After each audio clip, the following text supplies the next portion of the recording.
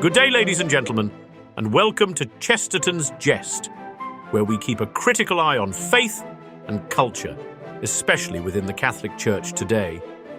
In an age where even church teachings seem to be shifting, we're here to explore and question the ideas and changes that challenge timeless truths. Through thought-provoking, often humorous perspectives, we aim to bring clarity to conversations others might avoid, holding fast to orthodoxy with the courage to question what feels off track. If you would like to join us as we dig deeper into the faith with reverence, wit, and a touch of Chestertonian insight, you can support this channel by gently pressing the like, share, and subscribe buttons in that order, and we thank you for your support. And now, without further ado, The Atheist's Guide to Reason and Ridicule, A Faith of the Fatherless. Chapter 1. The Rise of Ridicule, A New Religion. In the modern world, atheism has undergone a fascinating transformation. Once a quiet, thoughtful rejection of God's existence, it has evolved into something far more theatrical, a loud public spectacle that demands attention. The new atheism, as it is now called, has shifted from intellectual reflection to performative mockery. What was once the contemplative domain of philosophers has become, for many, an ideological show, complete with mockery and sarcasm. Rather than engaging in deep dialogue, figures like Richard Dawkins and others in this movement seem to wear their intellectual gowns in the form of performative skepticism, a far cry from their predecessors' reasoned critique. What's striking about the modern atheist movement is not necessarily the rejection of belief in God, but the belief that ridicule is a substitute for reason. To ridicule something, to make fun of it, to belittle. These actions have increasingly been mistaken for serious intellectual engagement. This is a movement that doesn't seek debate or reasoned discussion, but prefers instead to shout down and mock their opponents, whether those opponents be people of faith, theists, or any who dare to challenge the atheist narrative. And the irony is hard to ignore. In their zealous rejection of religion, they have unwittingly established their own religion of ridicule, where mockery becomes the sacred right. One of the most troubling aspects of this new religion is how it misconstrues science and religion. Science, by nature, is the study of the natural world, examining phenomena that can be observed, measured, and tested. It deals with things that are within our reach, here in the physical world. Religion, on the other hand, is concerned with the supernatural, those truths that transcend the material world. It addresses questions of purpose, morality, and the divine, things that are by their very nature beyond the scope of empirical observation. To place science and religion on the same playing field, treating them as interchangeable tools for understanding all aspects of human existence, is akin to confusing a hammer with a compass. Imagine if you were to use a compass to measure the length of a piece of wood. A compass is meant to guide your direction, not to measure distance. It would be a fundamental misunderstanding of both tools to use one in place of the other. Similarly, when atheists such as Dawkins demand that science disprove the existence of God, they are using a tool designed to measure the material world and asking it to answer questions that are, by their very nature, spiritual. They are treating religion, a domain of faith and mystery, as though it were something that should be examined and debunked with a set of naturalistic tools. It is no wonder that these arguments fail so often and leave the impression that science is somehow in opposition to faith, an opposition that has been created not by the nature of both realms, but by an improper application of logic. In this way, the new atheists have replaced reason with mockery. Their arguments often devolve into dismissals, while the real conversation, one that could encompass both reason and mystery, both faith and science, is overlooked. Yes, mockery can be entertaining. It's easy to laugh, to point, to deride. But at what cost? When mockery substitutes for reasoned discourse, the deeper questions are avoided. Truth, when reduced to the level of a joke, is never fully explored. We must ask, what have we gained by reducing such a profound question to theatrical ridicule? Does it serve the cause of truth or simply distract us from facing the real question? What is the meaning of life, of existence, and of the divine? Chapter 2. The Festival of Reason, the Comedy of Enlightenment. To understand this atheist theatre, let's take a trip back to 1793, the grand festival of reason during the French Revolution. What a charmingly absurd performance it was. The revolutionaries, with their righteous fervour, crowned the goddess of reason in Notre Dame Cathedral. The place where Catholics once gathered to worship the infinite was transformed into a stage for human pride. What did they do? They set a woman on the altar and called her Reason, a monument to the pride of intellect. What a delightful show! But alas, the Festival of Reason wasn't a festival of truth. It was a theatre of folly.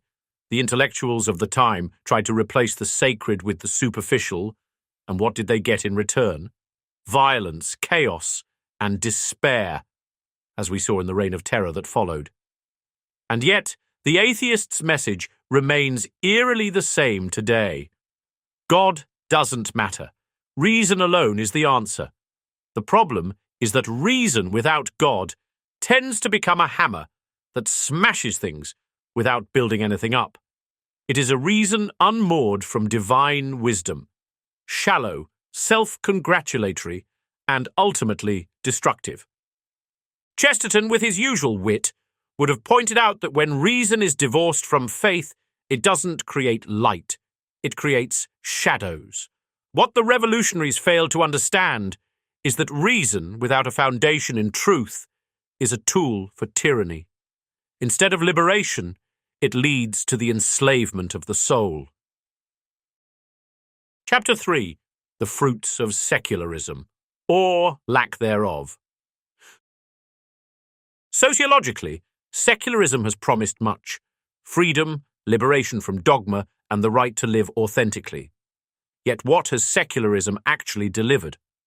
As Emile Durkheim warned in his famous work, Suicide, released in 1897, societies that lack a shared moral framework, and by extension religious belief, end up in a state of anomie or normlessness, where individuals feel disconnected and adrift. And what do we see now? A disconnection from community and purpose. Take the modern world, Western societies particularly, where secularism has taken root like an ivy, slowly choking the life out of the garden. Church attendance has plummeted, and in its place, people chase after materialism, digital distractions, and an unhealthy sense of nihilism. As a matter of fact, a Pew Research Center study, 2021, found that in the United States, the number of religiously unaffiliated people has grown significantly, up to 29% from 16% in 2007. But wait, does this new freedom come with a sense of fulfillment? Hardly. Studies show that those who have abandoned religious practice report higher rates of depression, anxiety, and loneliness. Secularism promised freedom, but what it delivered was fragmentation. It claimed to liberate the individual, yet it isolates him, leaving him without meaning or community. It parades itself as progress, but it is no more than a false prophet, leading its followers to a barren landscape. Chapter 4. The Faith of the Fatherless, the Faith in Denial. As we peer into the soul of the new atheism, we encounter something deeply unsettling: the faith of the fatherless. This isn't a philosophical construct merely dreamed up by the intellectual elite, nor is it the abstract musing of a disillusioned thinker. No, this is the product of a society that has, over decades, increasingly abandoned the concept of fathers, both figuratively and literally, leaving an entire generation to try and fill the void with anything, except the divine. This is where the critique must shift from abstract ideals to cold, hard facts. The faith of the fatherless, as explored in numerous sociological studies, isn't just a poetic turn of phrase, it's a stark reality. Children raised without fathers, especially those in single-parent households or without any male role models, are shown to have higher rates of atheism, cynicism, and spiritual confusion as they grow into adulthood. Fatherlessness contributes to an environment where meaning and purpose become increasingly hard to come by, and often this lack of guidance from a paternal figure leads to the disintegration of traditional values and faith. In his book Faith of the Fatherless, Dr. Paul Vitz delves into this phenomenon, demonstrating with startling clarity that many of history's most prominent atheists, figures like Nietzsche, Marx, and Darwin, were often products of fatherless environments. These individuals, whose intellects are often hailed as towering achievements, were not merely rebelling against God, but were also grappling with a deeper subconscious wound: the absence of the father. A father, after all, is often a symbol of authority, strength, and order, and when he is absent, it leaves a vacuum that is often filled by doubt and rebellion against the structure of life itself. This sociological fact is where we must stop and pay attention. Atheism, in this light, is not simply a rational choice or a philosophical argument, but often the product of personal and familial fractures. Atheism, for many in this generation, is more about the absence of love, the absence of the Father's guiding hand, than about a truly reasoned rejection of the divine. For many, the God they are rejecting is not the true God of Scripture, but the absent, neglectful God they have experienced in their own lives. Chapter 5. A remedy, of course, the return to reason and faith. The remedy, then, is simple: return to reason, but this time with a proper foundation. Reason, when grounded in faith, is not an enemy of truth. It is its servant. The answer to the new atheism is not more mockery or deeper denial, but a revival of the sacred, a return to spirituality, community, and yes, truth. We need to reclaim reason from the clutches of secularism and restore it to its rightful place, side by side with faith. As Chesterton would have put it, reason without faith is like a ship without a compass. It might look fine on the surface, but it's bound to crash against the rocks of chaos. Chapter 6. The conclusion. Faith in reason, reason in faith. In the end, the new atheism, like all movements, will fade if it does not engage in the hard work of asking the right questions and seeking the true answers. Reason and faith are not opponents, they are partners. It is only by reconnecting with the sacred, by reclaiming the soul's true purpose, that we will rise above the frivolous distractions of modernity and find the deeper meaning for which we were created. Let us then engage, as Chesterton would, not with ridicule, but with joy, curiosity, and above all, humility. Because only then can we come to know the truth that lies beyond the punchlines. Thank you for watching.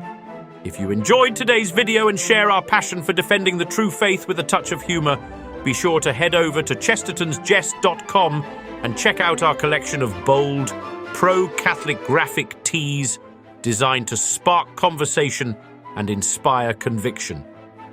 Whether you're looking to wear your faith proudly or share a laugh, we've got something for everyone. Visit us today and join the movement, because in times like these, it's more important than ever to stand firm in our beliefs with style and wit. As Chesterton once said, "A madman is not someone who has lost his reason. A madman is someone who has lost everything except his reason." So, let's keep our reason and our faith intact together. Thanks for listening. God bless you, and may the good Lord be praised.